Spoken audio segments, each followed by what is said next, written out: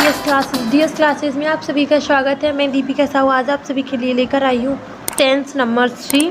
हाँ, हमारा टेंस 1 और टेंस 2 कंप्लीट हो चुका था। अभी हम देखेंगे टेंस 3। तो जिसने भी नहीं देखा है प्लीज़ वो डिस्क्रिप्शन में लिंक दिए जाइए और आप वो देख लेना अगर आपने नहीं देखा है तो। चलिए हम बात करते हैं फ्यूचर कंटिन्यूअस की। देखिए, फ्यूचर का मतलब होता है भविष्य और कंटिन्यूअस का मतलब होता है क्या, कोई भी चीज़ कंटिन्यूअसली चल रही है। ठीक है, तो फ्यूचर की मतलब पहचान होती है। फ्यूचर को हम हिंदी में कैसे पहचानते हैं? होगा, होगी, होगे। और कंटिन्यूअस की पहचान, जैसे कि मैंने बोला कि कोई काम या कोई भी चीज़ कंटिन्यूअसली चल रही है, दैट मीन्स रहा, रही, रहे। हम बोलते हैं ना वो चल रहा है, रहा है।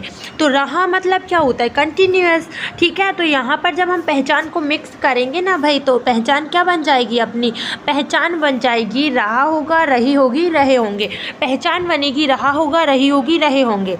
आई समझ में कोई बात? ये मत सोचा करें, कुछ लोग क्या सोचते हैं, फ्यूचर पहले लिखा है तो उसकी पहचान होती है क्या? होगा, होगी, होगे। तो ये पहचान ऐसी बनेगी कि होगा रहा, होगी रहे, होगे रहे। क्योंकि इंग्लिश में कैसे लिखा है? इंग्लिश में लिखा है फ्यूचर है, फिर कंटिन्यूअस है। तो कुछ लोगों का दिमाग ऐसा चलता है। लेकिन भाई आप बताइए, आप कोई किसी इंसान से बोल रहे तो कैसा उल्टा बोलेंगे क्या? आप यही बोलेंगे ना कि भाई क्या कर रहा होगा। जैसे हम किसी के गेस करते हैं, यार वो इतने टाइम तो वो चाय पी रहा होगा घर पे। ठीक है, तो जस्ट लाइक दैट आप ऐसे ही बात करते हैं, ना कि होगा रहा। ठीक है, जिसने बॉल भी देखा है वो उसमें छोटा सा रहता है, वो बोलता है उल्टा, उसकी तरह थोड़ी ना बोलेंगे अपन, है ना। चलिए, तो स्ट्रक्चर की बात करते हैं। हिंदी की पहचान सबको समझ में आ गई। और मैं हमेशा बोलती हूँ कि कंटिन्यूअस की सीधी पहचान किससे होती है?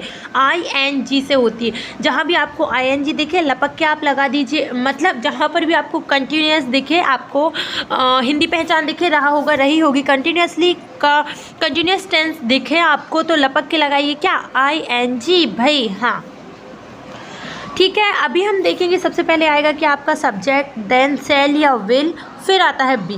इसकी हेल्पिंग वर्ब जो होती है वो होती है दो, सेल विल होती है और बी तो दोनों में आता है। तो मैंने उसको क्या किया, प्लस कर दिया। कुछ लोग ऐसे भी, आप ऐसे भी लिख सकते हैं कि सेल बी और विल बी। ठीक है, ये भी राइट वो है। लेकिन अगर आप sale slash will plus B करेंगे तो दैट्स अ गुड, क्योंकि वी तो आना ही है। और आप ये भी याद रखें कि ये जो बी है अपनी जगह से हिलता नहीं है भाई। इसने कसम खा के रखी, मैं कहीं नहीं जाऊंगा, तो मैं जो करना है कर लूँ। तो पहले आता है सब्जेक्ट, फिर या सेल आएगा या विल आएगा, फिर उसके बाद आएगा बी एंड फिर उसके बाद आएगी क्या? मेन वर्ब की ING, फिर आता है ऑब्जेक्ट, और अगर अदर वर्ड्स है तो अदर वर्ड आएंगे। अब आपके मन में एक डाउट आता है, क्या मेन वर्ब प्रीफिक्स है? समझ में आ गया कि मेन वर्ब कहाँ आएगी, ऑब्जेक्ट कहाँ आएगा, लेकिन हेल्पिंग वर्ब कहाँ क्या आएगी? तो सेल और विल होती है दो हेल्पिंग वर्ब। अभी सेल जो आती है वो आई के साथ, बी के साथ, ठीक है, और विल किसके साथ आता है? ही, सी, इट, नेम, यू, दे। इन सभी चीज़ों के साथ क्या आता है? इन सभी चीज़ों के साथ क्या आता है? बिल आता है। अभी आप इसको माइंड में सेट कर लीजिए, पूरा आपका टेंस कंप्लीट हो जाएगा। और इसको तो माइंड में इसलिए भी फिट कर लीजिएगा क्योंकि फ्यूचर की जब भी बात होगी ना, फ्यूचर जब आएगा ना, तब सेल विल आएगा। समझ रहे हो? मतलब हमेशा फ्यूचर की हेल्पिंग वर्ब जो रहेगी वो सेल और विल से स्टार्ट होगी। फिर चाहे हैव बीन लगा दो, चाहे फिर बी लगा दो, चाहे फिर कुछ मत लगाओ। चलिए एग्जाम्पल से बेसिकली क्लियर करते हैं अपन कि क्या होता है। जैसे लिखा है कि वह खेल रहा होगा, वह खेल रहा होगा। आप सेंटेंस देखा आपने हिंदी का, अब आप पहचानेंगे कैसे कि ये कौन सा टेंस है? आपने देखा लास्ट देखा, आपने देखा कि लिखा है क्या? रहा होगा, यही दिया है ना, रहा होगा। तो अभी रहा होगा से आप लगा लीजिए अंदाज़ा कि ये कौन सा टेंस है? ये टेंस है फ्यूचर कंटिन्यूअस। तो आप उसके स्ट्रक्चर के बेस पे इसको बना लीजिए। कैसे? सबसे पहले आपने सब्जेक्ट लिखा, लड़का है तो ही लिखा।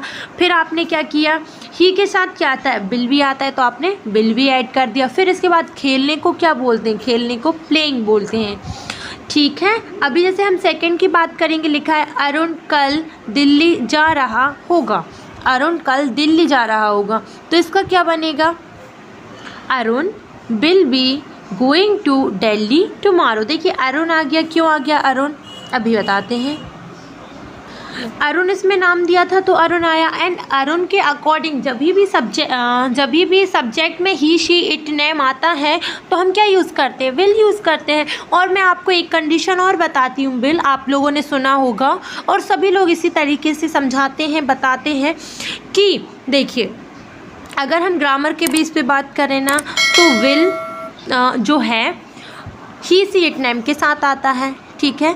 और अगर ऐसे बात करें, अगर हम वज़न डाल के किसी सेंटेंस को बात कर रहे हैं, वज़न से मेरा मतलब ये नहीं कि आपने आधा किलो उसमें डाल दिया, नहीं भाई, ऐसी वज़न की बात नहीं हो रही है।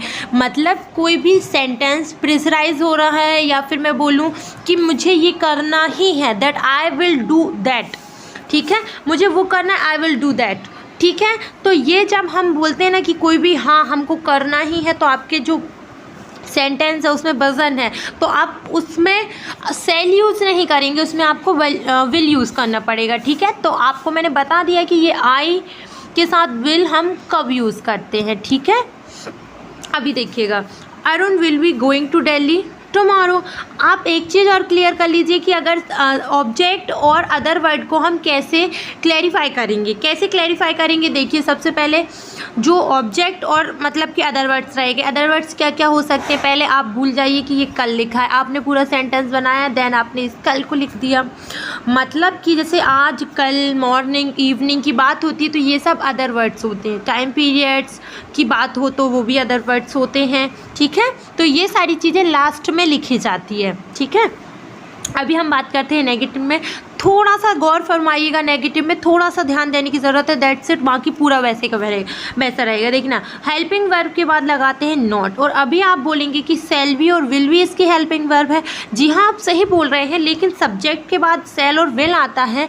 और क्या होता है, सेल विल के बीच में जैसे सेल भी है तो सेल नॉट भी, और अगर विल है तो विल नॉट भी। मतलब क्या होता है, सेल विल के जस्ट बाद नॉट आ जाता है और बी बिल्कुल नहीं हिलता है। मैंने आपसे इसीलिए कहा था कि वी जो है वो अपनी जगह पे कहीं, बी अपनी जगह से कहीं नहीं जाता है, वो कहीं नहीं जाएगा, वो बेचारा अपनी जगह पे ही रहेगा। तो क्या रहेगा, बस इतना सा है, इतनी सी प्रोसेस है इसमें कि सेल और विल के जस्ट बाद आपको नॉट लगाना है। बी कभी नहीं हिलेगा, बी इधर ही रहेगा। ये जो फॉर्मेशन है ना बी के जस्ट बाद वाला, वो कहीं नहीं जाएगा, ऐसे का ऐसा रहेगा, भले ही सब्जेक्ट और सेल विल कुछ भी कर ले, ठीक है। चलिए आप थोड़ा सा एग्जाम्पल देखते हैं तो क्लियर हो जाएगा, कोई दिक्कत नहीं, आराम से देखिए, समझ में आता जाएगा। दीदी कोचिंग नहीं पढ़ा रही होंगी तो sister will not teaching coaching.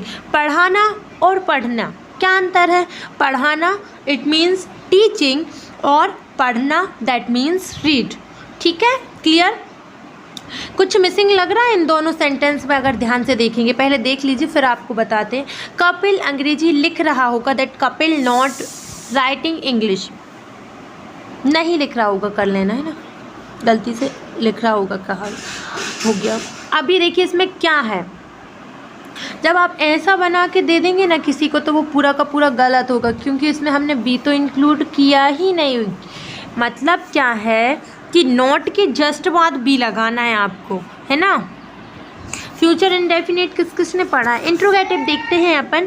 सबसे पहले हमने हेल्पिंग वर्ब लगाई। मैंने हमेशा सिखाया है कि इंट्रोगेटिव का मतलब होता है अदला बदली, अदला बदली, दैट इज़ कॉल्ड। ये जो हेल्पिंग वर्ब है वो बेचारी बीच में बैठी रहती है बस में, तो उसको क्या है थोड़ा सा स्पेस चाहिए, और जैसे वो लड़की है तो उसको विंडो सीट चाहिए, विल नॉट। तो जो हेल्पिंग वर्ब है उसको स्पेस चाहिए रहता है, तो उसको क्या करना रहता है, फर्स्ट में लिखना रहता है, क्योंकि उसको विंडो सीट चाहिए। और जो सब्जेक्ट है वो बेचारा बैठे बैठे बोर हो गया है, तो अब उसको बीच वाली सीट चाहिए। बस यही होता है हेल्पिंग वर्ब और सब्जेक्ट की अदला बदली में, दैट्स इट। फिर उसके बाद बी, मेन वर्ब में आईएनजी, ऑब्जेक्ट। अभी हेल्पिंग वर्ब में सेल और विल लगा लीजिएगा। और मैंने बताया पहले कि बी अपनी जगह से कहीं नहीं जाएगा, बी जहाँ है वहीं रहेगा, क्लियर। सेकेंड, अभी हम एग्जाम्पल से क्लियर कर लेते हैं। क्या वह खाना बना रही होगी, तो आपने पहले अदला बदली की, विल सी लगाया, सी के साथ हमेशा विल आता है तो हमने उनकी जगह बदल दी। फिर उसके बाद बी, फिर मेकिंग फूड, ठीक है। और क्या कपिल गेम खेल रहा होगा, तो will Kapil we playing game. क्या रहता है, इन दोनों की अदला बदली हो जाती है और आप इनकी जस्ट बाद ये लगा देना। क्वेश्चन मार्क, इससे आपके नंबर ना कटें एग्ज़ाम में, ठीक है। अभी हम देखते हैं आगे। आई होप आप लोगों को समझ में आ रहा होगा। इंट्रोगेटिव की बात करते हैं तो इंट्रोगेटिव में क्या होता है, सबसे पहले हम लगाते हैं सेल बिल। देखिए इंट्रोगेटिव, सबसे पहले आप समझ लीजिए इंट्रोगेटिव क्या होता है। इंट्रोगेटिव हमने अभी बताया कि अदला बदली, इन दोनों ने अपनी जगह बदल ली, ठीक है। अब नेगेटिव का मतलब क्या होता है, नॉट आता था तो पहले हेल्पिंग वर्ब के बाद नॉट आता था, लेकिन इन दोनों ने अपनी जगह बदली है। इनने अपनी जगह नहीं बदली, वो उनकी जगह पे ही आएंगे, जो कि उनकी जगह तीसरे नंबर की थी तो वो तीसरे नंबर पे आएंगे। नॉट, फिर बी, फिर मेन वर्ब में आईएनजी, ऑब्जेक्ट और अदर वर्ड, ठीक है। बी है अपनी जगह से कहीं नहीं जाएगा। जो नॉट है वो हेल्पिंग वर्ब की जस्ट बाद आता था तो सब्जेक्ट की जस्ट बाद आएगा, क्योंकि इन लोगों ने अपनी जगह बदली, उसने नहीं बदली है, ठीक है। और जो बी है वो पीछे हो जाएगा, बस और कुछ भी नहीं होगा। क्या वे बाहर नहीं जा रहे होंगे, so will they not be going outside. देखना बिल और दे, देखना आप लोगों ने क्या किया, एक्सचेंज कर दिया इनको, फिर आपने नॉट लगाई और फिर भी लगाई और पूरा सेंटेंस का वैसे का वैसा। क्या कृतिका गाना नहीं गा रही होगी, तो will Kritika not be singing song. Uh song भी लिख सकते हैं, आ सॉन्ग लिखना और अच्छा है क्योंकि हम एक टाइम में एक ही सॉन्ग गा सकते हैं, ठीक है। इतना आप लोगों को क्लियर हो गया। अभी मैं एक सेंटेंस आपको बनाने को देती हूँ, जो आप क्या करिएगा, कमेंट बॉक्स में बना के बताइएगा। मतलब क्या वह कपड़े धो रही होगी, ये है इंट्रोगेटिव आप लोगों का। तो आपको इसको किस में बताना है, कमेंट सेक्शन में ज़रूर बताइएगा। आई होप आप लोगों को ये पूरा सेशन समझ में आया होगा। ये था हमारा टेंस नंबर 3। अगर आपको टेंस 4 देखना है तो जल्दी से जल्दी कमेंट कीजिएगा, मैं जल्दी से उस वीडियो को लेकर